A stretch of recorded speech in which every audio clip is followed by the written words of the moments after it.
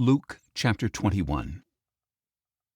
Then Jesus looked up and saw the rich putting their gifts into the treasury, and he saw a poor widow put in 2 small copper coins.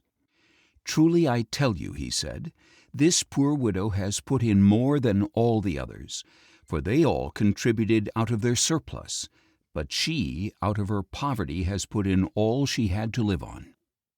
As some of the disciples were remarking how the temple was adorned with beautiful stones and consecrated gifts, Jesus said, "As for what you see here, the time will come when not one stone will be left on another, every one will be thrown down." "Teacher," they asked, "when will these things happen, and what will be the sign that they are about to take place?" Jesus answered, "See to it that you are not deceived, for many will come in my name, claiming, 'I am he,' and 'The time is near.' Do not follow them.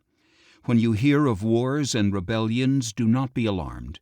These things must happen first, but the end is not imminent." Then he told them, "Nation will rise against nation, and kingdom against kingdom. There will be great earthquakes, famines, and pestilences in various places, along with fearful sights and great signs from heaven. But before all this they will seize you and persecute you. On account of my name they will deliver you to the synagogues and prisons, and they will bring you before kings and governors. This will be your opportunity to serve as witnesses. So, make up your mind not to worry beforehand how to defend yourselves, for I will give you speech and wisdom that none of your adversaries will be able to resist or contradict. You will be betrayed even by parents and brothers and relatives and friends, and some of you will be put to death, and you will be hated by everyone because of my name. Yet not even a hair of your head will perish. By your patient endurance you will gain your souls. But when you see Jerusalem surrounded by armies, you will know that her desolation is near. Then let those who are in Judea flee to the mountains.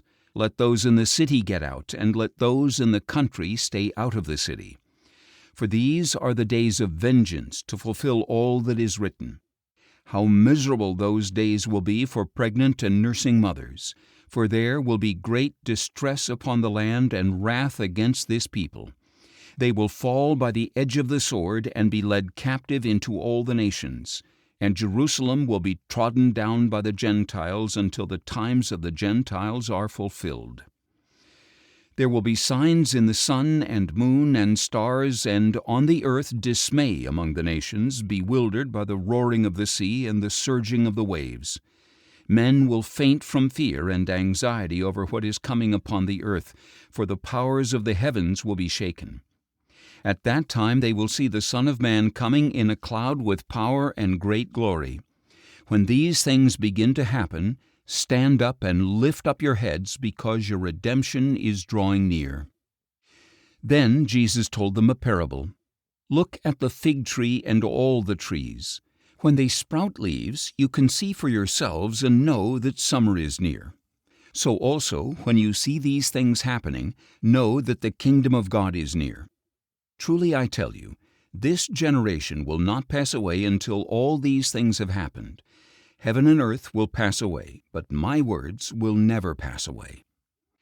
But watch yourselves, or your hearts will be weighed down by dissipation, drunkenness, and the worries of life, and that day will spring upon you suddenly like a snare. For it will come upon all who dwell on the face of the earth. So keep watch at all times, and pray that you may have the strength to escape all that is about to happen and to stand before the Son of Man." Every day Jesus taught at the temple, but every evening he went out to spend the night on the Mount of Olives. And early in the morning all the people would come to hear him at the temple.